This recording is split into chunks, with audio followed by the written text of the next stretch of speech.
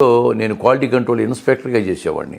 నేను ఇక్కడికి వచ్చిన తర్వాత డిప్లొమా LME కంప్లీట్ చేశా. మెకానికల్ ఇన్స్పెక్టర్గా నాకు ఆ పృథ్వీ డివిజన్లో క్వాలిటీ కంట్రోల్లో చేసేవాడిని. ఆ విధంగా బయట నుంచి వచ్చిన కాంపోనెంట్స్ అన్నీ ఇన్స్పెక్షన్ చేయటం, అది ఓకే చేస్తే అవి అసెంబ్లీకి వెళ్తూ ఉండేవి. అసెంబ్లీలో ఏమైనా చిన్న ప్రాబ్లమ్స్ వస్తే కనుక అబ్దుల్ కలాం గారిని పిలిచేవారు.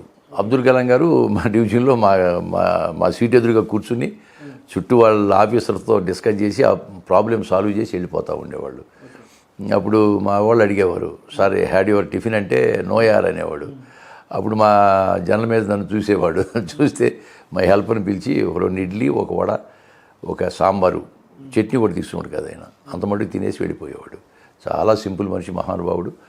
ఆయన మీటింగ్లో పాల్గొనడం అనేది నా అదృష్టంగా భావిస్తున్నాను. సో అంటే ఇప్పుడు నాటకాల నుంచి ఎట్లా సార్, సీరియల్ కూడా చేశారు కదా, నాటకాల్లో సీరియల్ చేశాను. నాకు ఎందుకంటే నేను BDLలో వాలంటీర్ రిటైర్మెంట్ తీసుకున్నా. ఓకే. అప్పటికే మా 2 అమ్మాయిలు, బాబు పెళ్ళిళ్ళు చేశా. ముగ్గురు ఇంజనీర్లే. బయట వచ్చిన మా అల్లుళ్ళు 2, నా కోడలు కూడా ఇంజనీరే. సెటిల్ అయిపోయారు కదా, ఇంకెందుకు నాకు నటన మీద ఆసక్తి ఉంది కదా, బయటకు వచ్చిన సీరియల్స్ కానీ ట్రై చేద్దాం ఉద్దేశంతో ఒక 5 ఇయర్స్ ముందే నేను VRS తీసుకుని వచ్చేసా, బయటకు వచ్చా. 2005లో బయటకు వచ్చా. 2005లో బయటకు వచ్చిన తర్వాత కొన్ని సీరియల్స్లో అవకాశాలు ఇచ్చారు. మంచి సీరియల్సే చేశాను, మంచి క్యారెక్టర్ చేశాను. నాకు సీరియల్ కూడా అవార్డు ఉంది నాకు. ఓకే. ఆ తర్వాత 2010లో ఈ రాజన్న సినిమా చేసినప్పుడు విజేంద్ర ప్రసాద్ గారు నాకు కౌరు పంపించారు. ఆయన ఫ్రెండు KL ప్రసాద్ అని నా నాటకాలు చూసేవాడు. ఇట్లా ఒక క్యారెక్టర్, సాంబాయి క్యారెక్టర్కి ఒక క్యారెక్టర్ కావాలి, ఒక ఆర్టిస్టు, స్టేజ్ ఆర్టిస్టు, అది PL నారాయణ లాగా ఉండాలి, అతను కొంచెం బక్కగా ఉంటే బాగుంటుందంటే నా పేరు సజెషన్ చేశాడు ఆయన. నన్ను పిలిపించి ఆడిషన్ చేసి నన్ను ఓకే చేశారు. ఆ విధంగా రాజ్యంలో నాకు వేషం వచ్చింది. ఆ తర్వాత మహానుభావుడు మా విజేంద్ర ప్రసాద్ గారి పాదాభివందనం చేస్తున్నా. ఆ తర్వాత ఇక నేను వెనక్కి తిరిగి చూడలేదండి. ఇప్పటి వరకే దాదాపు ఒక 135 సినిమాలు చేశాను. సో ఆ రాజన్న సినిమాలో కూడా మీకు ఆడిషన్ చేసినప్పుడు కొంచెం లావుగా ఉన్నారు. 20 డేస్లో మీకు ఎస్ నన్ను చూడగానే నీ వెయిట్ ఎంత అయ్యా అన్నాడు. 80 కిలోలు ఉన్నా సార్ అన్న. లేదు నువ్వు ఒక 5 కిలో 20 రోజుల్లో 5 కిలోస్ తగ్గి గడ్డం పెంచుకురా అన్నాడు. అదేవిధంగా నేను తిండి మానేసి 5 కిలోలు తగ్గి గడ్డం పెంచుకుని వెళ్ళాను. వెళ్ళగానే చూడగానే నన్ను ఓకే చేశారు. ఆ క్యారెక్టర్ మంచి క్యారెక్టరు, అది నా జన్మలో మర్చిపోలేని క్యారెక్టరు. అదే నా జీవితాన్ని మలుపు తిప్పింది, టర్నింగ్ పాయింట్. కానీ 60 సంవత్సరాల్లో వెయిట్ లాస్ అవడం చాలా కష్టం సార్. అంటే మామూలుగా 30 ఇయర్స్ 40 ఇయర్స్ అంటే ట్రై చేయొచ్చు, కానీ ఆ ప్యాషనేట్గా మీరు 60 సంవత్సరాలు తగ్గారంటే ఒక ఇన్స్పిరేషన్ అది నిజంగా. అవును. ఎందుకంటే నాకు ఫ్యాషను చేయాలనే ఫ్యాషను, డబ్బులు మాట పక్క పెట్టను, నటించాలి. అందులో ఒక సినిమాలో అన్నపూర్ణ సంస్థ అంటే పెద్ద సంస్థ, దాంట్లో నాకు అవకాశం రావటమే గొప్ప. అవునండి. ఆ విధంగా రాజ్యంలో నేను ఓకే అవటం అనేది నా అదృష్టంగా భావించాను. 1 సంవత్సరం పాటు షూటింగ్లు అయినాయి. రిలీజ్ అయిన తర్వాత నాగార్జున గారు మేనగోడలో సుప్రియ మేడం కానీ, లేకపోతే సాయిబాబా గారని ఆయన ఎగ్జిక్యూటివ్ ప్రొడ్యూసర్ ఉన్నాడు, వీళ్ళందరూ కూడా నన్ను బాగా మెచ్చుకున్నారు. ఆవిడ ఒకే సజెషన్ చేశారు. ఆవిడ ఈ క్యారెక్టర్ చాలా బాగా వచ్చింది మీది, ఏమైనా సినిమాలు వస్తే కనుక క్యారెక్టర్ బాగుంటేనే ఒప్పుకోండి, ప్రతి క్యారెక్టర్ ఒప్పుకోకండి అని చెప్పి నాకు సజెషన్ ఇచ్చారు సుప్రియ మేడం గారు. అప్పటి నుంచి నాకు వచ్చిన సినిమాలన్నీ అది ఇంపార్టెంట్ క్యారెక్టర్లే వస్తాయి తప్పితే ఒట్టిగా నిలబడే క్యారెక్టర్లు ఎంతవరకు నేను చేయను కూడా. అదే రాజన్న సినిమాలో కూడా నాగార్జున గారి ముందు మీరు డైలాగ్ చెప్తారు. చెప్పినప్పుడు నాగార్జున గారు సీన్ అయిపోయిన తర్వాత స్నేహ గారితో చాలా నన్నే అడిగాడు. నా డైలాగ్ చెప్పిన తర్వాత అప్పటి వరకే నాగార్జున నా పరిచయం లేదు, ఏదో చేస్తున్నాం అనుకున్నారు. కానీ చేసిన తర్వాత ఏంటి మీరు స్టేజ్ ఆర్టిస్టా అన్నాడు. అవును సార్ నేను స్టేజ్ ఆర్టిస్ట్నే అన్నా. స్నేహ గారితో చెప్పాడు, స్టేజ్ ఆర్టిస్ట్ కాబట్టి డైలాగ్ నా విధంగా అలా రెండరింగ్లో చెప్పాడు, ఎంత బాగా చెప్పాడు చూడని చెప్పి స్నేహ గారితో అన్నాడు అన్నమాట. అప్పుడు నాకు చాలా హ్యాపీ అనిపించింది. సో ఆ మూవీలో యానీ చిన్న పాప కొడుతున్నప్పుడు నిజంగా కొరడతో మీకు తగిలిందంట కదా సార్ అప్పుడు ఆ పాప? అవునవును. అది నేను స్కూల్లో చేర్పించడానికి తీసుకెళ్తా కదా దొరసాని దగ్గరికి. సరే డబ్బులు కట్టి వెళ్ళమని చెబుద్ది. చెప్పినప్పుడు ఈ నాజర్ గారు దొరసాని కూతురికి పాట నేర్పిస్తాడు. మేము ఈ అమ్మాయిని తీసుకుని వెళ్ళిపోతూ ఉంటాం, నా మనవరాలను తీసుకుని వెళ్ళిపోతాను. ఆ పాట వినగానే దీని పాటలు అంటే ఇష్టం, నా మనవరాలకి పాటలు అంటే ఇష్టం. నా మనవరంటే నాగార్జున కూతురు యాక్చువల్గా. అది తిరిగి మళ్ళీ అట్రాక్ట్ అయ్యి నాదర్ గారి దగ్గరికి వెళ్ళద్ది. ఆ దొరసాని కూతురు పాడలేదు, పాడకపోతే సారు నేను పాడతానని చెప్పేసి పాడేస్తుంది. ఇది విని దొరసాని కొర్ర తీసుకొచ్చి కొడద్ది. కొట్టినప్పుడు నేను దెబ్బ తగలకుండా నేను కాస్తా, నన్ను కూడా వీపు మీద కొడుతుంది. అప్పుడు ఫైట్ మాస్టర్ విజయ్ మాస్టరు, ఆయన ఆవిడికి స్వాతి మీనన్ ఆవిడ పేరు, దొరసాని వేసింది, ఆవిడికి సైగ చేశాడు.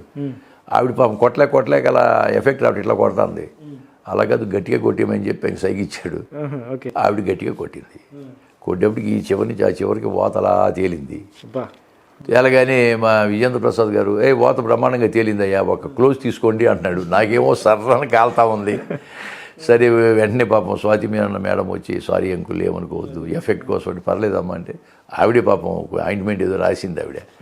ఆ విధంగా చేసాం, బాగా కష్టపడి చేసాం. ఎఫెక్ట్ కావాలి కదా మనకి, మాకు కష్టం అనిపించాలా. అది చూసిన తర్వాత మాకు చాలా ఆనందం అనిపించింది. ఒక రకంగా ఆర్టిస్ట్కి చాలా గొప్ప విషయం అండి. ఆడియన్స్కి చూస్తే ఇది అంత డూమే కదా, ఏం ఉండదు అక్కడ, వాళ్ళు జస్ట్ కొట్టుకుంటారు, నటిస్తారు తప్ప ఏం జరుగుతుంది. కానీ మీరు రియాలిటీ కోసం అక్కడ చేయడం అనేది చాలా ఇంట్రెస్ట్. చాలా నాకు చాలా హ్యాపీ అనిపించింది. ఎందుకంటే ఆ ఎఫెక్ట్ చూసిన తర్వాత ఇంత ఎఫెక్ట్ వచ్చిందా, నిజంగా దెబ్బతిన్నాను కదా ఆ రోజు అనిపించింది. అయినా సినిమా చాలా బాగుంది అనగానే మనకు ఒక రకమైన ఆనందం కదండి. దానికే నాకు నంది అవార్డు ఇచ్చారు యాక్చువల్గా. ఓకే. సో ఆ సినిమా తర్వాత కూడా మళ్ళీ మీరు సీరియల్లోకి వెళ్ళినట్టున్నారు కదా. ఆ సినిమా అయిపోయిన తర్వాత అన్నపూర్ణ స్టూడియో వాళ్ళే పుట్టింటి పొడిచారని ఒక సీరియల్ తీశారండి మా టీవీకి. దాంట్లో నన్ను సాయిబాబా గారు అడిగాడు, అక్కడ ప్రొడక్షన్ అయినంతా ఆయనే చూస్తాడు ఆఫీసు. గాంధీ గారు, మరి మీరు సినిమాలో మంచి వేషం పడింది కదా, మీరు సీరియల్లో చేస్తారా లేదా సినిమాల మీదే కాన్సన్ట్రేషన్ చేస్తారంటే, నటుడికి ఏదైనా ఒకటి సార్ చేస్తానని చెప్పా. చేస్తాను. నాకు అప్పటికే దీంట్లో వచ్చింది, ఏది మన నాటకంలో నాకు అలసాని పెద్దనని నాటకంలో నాకు అవార్డు వచ్చింది, నంది అవార్డు క్యారెక్టర్ ఆర్టిస్ట్గా. తర్వాత రాజన్లో వచ్చింది. అవునండి. సీరియల్లో కూడా చూద్దాం, అసలు సీరియల్ ఎవరైనా చూద్దామని చెప్పి నేను ఒప్పుకున్నా. మంచి క్యారెక్టర్, హీరోయిన్ ఫాదర్ క్యారెక్టర్.